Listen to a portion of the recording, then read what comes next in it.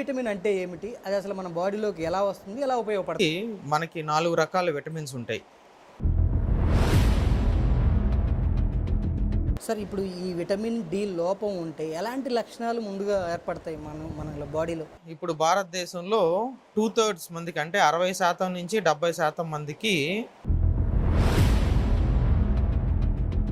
అసలు vitamin D పుష్కలంగా ఉండాలంటే అసలు ఏం చేయాలి? ఇప్పుడు భారతదేశంలో 2/3 మందికి అంటే 60% నుంచి 70% మందికి సార్ ఈ విటమిన్ డి లోపం ఉన్న వారికి ఎలాంటి వైద్యం అవసరం ఉంటుంది అసలు? పర్టికులర్గా ఈ కాల్షియం ఎవరిలో ఎక్కువ తక్కువ ఉంటుంది అసలు?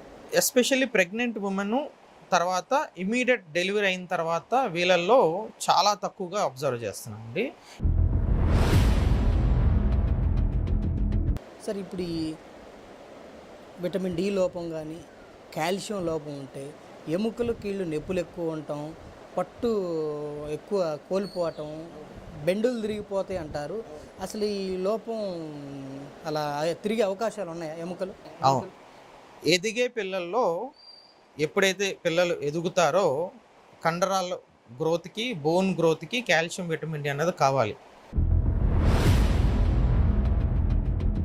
ఈ ఈ కాల్షియం డి విటమిన్ లోపం ఉన్నవాళ్ళు వయసుల వారీగా ఎలాంటి పరిస్థితులు ఉంటాయి? ఈ వయసు వాళ్ళకి ఇలా ఉంటుంది, ఈ వయసు వాళ్ళకి ఇలా ఉంటుంది లోపం ఉంటే అనేది ఒకటి ఏమన్నా ఉందా సార్?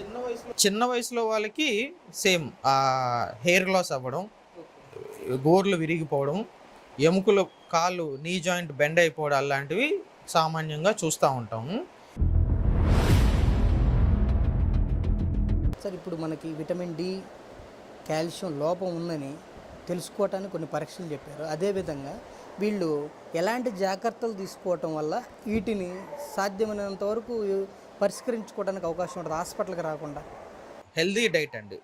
హెల్దీ డైట్, బలమైన ఆహారం, కొంచెం వ్యాయామం,